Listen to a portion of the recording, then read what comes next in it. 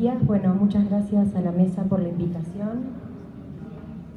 Vamos a ver un caso de una úlcera lingual que nos llevó a pensar en un montón de diagnósticos diferenciales. Se trata de una mujer de 50 años que tenía como antecedentes personales una artritis reumatoidea de 30 años de evolución, en tratamiento con metotrexato, metilprednisona, ácido fólico y AINES. Como antecedentes estomatológicos había presentado una úlcera traumática en el borde lateral lingual que había sido solucionada cuando el odontólogo había mejorado un molar que le producía el traumatismo en la lengua. Sin embargo, nos consulta un año después de ese antecedente estomatológico por una solución de continuidad que vemos aquí en el dorso lingual, de un mes de evolución aproximadamente, que ella refería de aparición espontánea y rápido desarrollo, levemente dolorosa, y no nos refería un traumatismo previo como en el antecedente anterior. Aquí la vemos, es una úlcera de borde indurado, de límite neto, con un fondo fibrinoso amarillento y no se palpaban ganglios regionales. Aquí la vemos a mayor aumento. Entonces, en este artículo hace una muy buena clasificación de las úlceras orales, y aquí estaríamos frente a una úlcera solitaria y nos tendríamos que poner a pensar en todos estos diagnósticos diferenciales, pero fundamentalmente en úlcera traumática, a pesar de que la paciente no nos refería a un traumatismo previo, úlcera eosinofílica, un carcinoma o causas infecciosas. Es por eso que pedimos serologías que fueron negativas y realizamos la biopsia, donde se observaba el fondo de la úlcera con un material fibrinoso y un infiltrado inflamatorio perivascular que a mayor aumento mostraban múltiples eosinófilos que se extendían hacia la profundidad. Por lo tanto, nuestro diagnóstico fue de úlcera eosinofílica de la lengua. Las úlceras eosinofílicas de la lengua generalmente autoinvolucionan, y esto es mucho más rápido después de la biopsia. Es así que debemos en estos casos hacer un seguimiento clínico y no apurarnos cuando tenemos el diagnóstico histológico en realizar tratamientos, porque verdaderamente la mayoría involucionan. Generalmente no presentan recurrencias y en principio Riga-Fede lo describieron en los niños. En 1881 Riga hace la descripción clínica en los niños. Son úlceras que se producen por el traumatismo que producen los incisivos inferiores centrales. Y Fede en 1890 hace la descripción histológica. Pero Popov es quien la describe por primera vez en adultos, y Shapiro la describe como una entidad independiente a la úlcera de Riga-Fede. Recibe otros nombres como granuloma traumático de la lengua o granuloma traumático con eosinofilia estromal, y realmente es una entidad benigna, reactiva y autolimitada, que solo un 50% de los pacientes, según la bibliografía, refieren antecedentes traumáticos. Tiene 2 picos de incidencia, lo vemos en la primera infancia y luego en la quinta década de la vida, con un ligero predominio en el sexo femenino. El 50% se ve en la lengua, sobre todo en el dorso y en el borde lateral de la lengua, pero puede verse en otras localizaciones como mucosa bucal, labios, encía, paladar o piso de boca. La biopsia es muy importante y siempre tenemos que acudir a este método diagnóstico porque es la que nos va a descartar malignidad. La patogénesis consideramos que es una lesión reactiva, aunque en más del 50% de los casos no se asocia a un traumatismo. Si bien la fisiopatogenia es desconocida, estaría implicada la inmunidad celular y puede muchas veces en la histopatología verse linfocitos atípicos, y entonces esto se presta a muchos diagnósticos diferenciales histológicos. Sin embargo, clínicamente el diagnóstico se confirma por la evolución de estas úlceras que curan solas sin la necesidad de un tratamiento invasivo.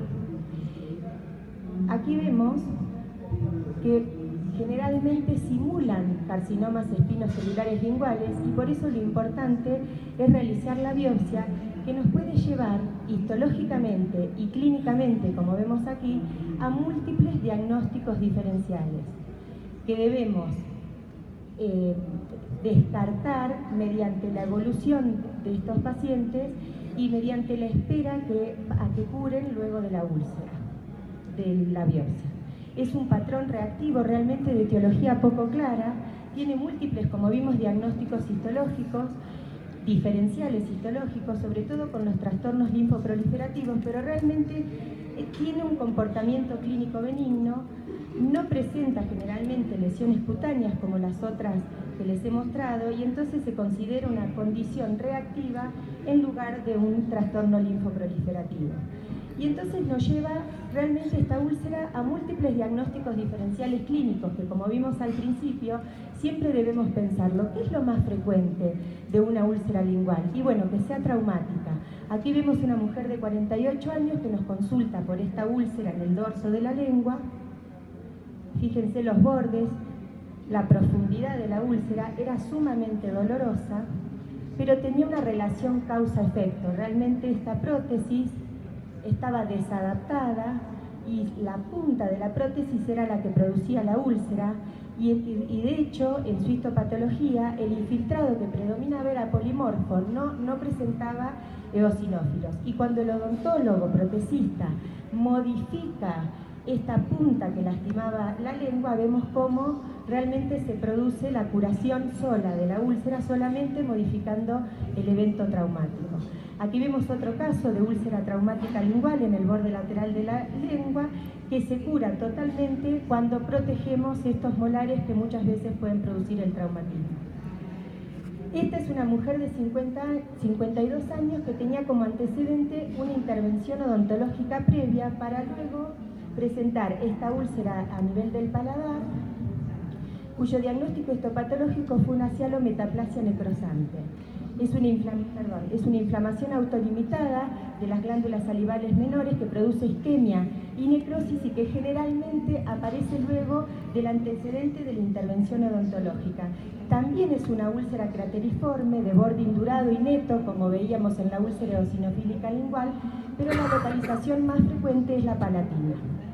O aquí vemos una mujer de 49 años tabaquista que presentaba esta leucoplasia de años de evolución en el dorso lingual y en los bordes laterales de la lengua. Sin embargo, en el borde lateral de la lengua evoluciona a una úlcera lingual que no curaba, realizamos la biopsia y obtenemos el diagnóstico de carcinoma espinocelular.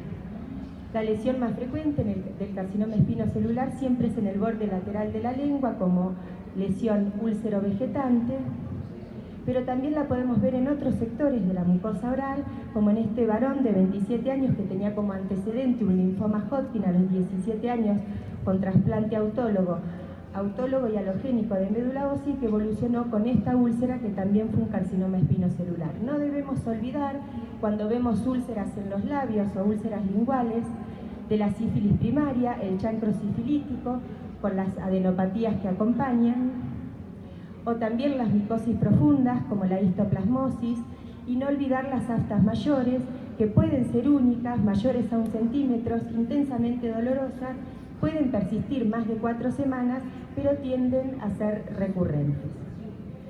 Entonces, ¿cómo evaluamos una úlcera lingual? Pensemos siempre en lo más frecuente, que son las úlceras traumáticas. No debemos olvidar las causas infecciosas. Por supuesto, siempre tenemos que descartar lo neoplásico. Y por último, tenemos la patología reactiva o inflamatoria. Cuando se trata de una úlcera traumática, lo primero que tenemos que hacer es eliminar la causa, esperar 2 semanas para realizar la biopsia si es que no cura. En el caso de las causas infecciosas, pediremos las diferentes serologías o estudios necesarios para poder llegar al diagnóstico. Siempre recurrir a la biopsia para descartar quizás la causa más ominosa como la neoplásica, y en el caso de las úlceras reactivas también la biopsia, por supuesto, nos lleva al diagnóstico. Muchas gracias.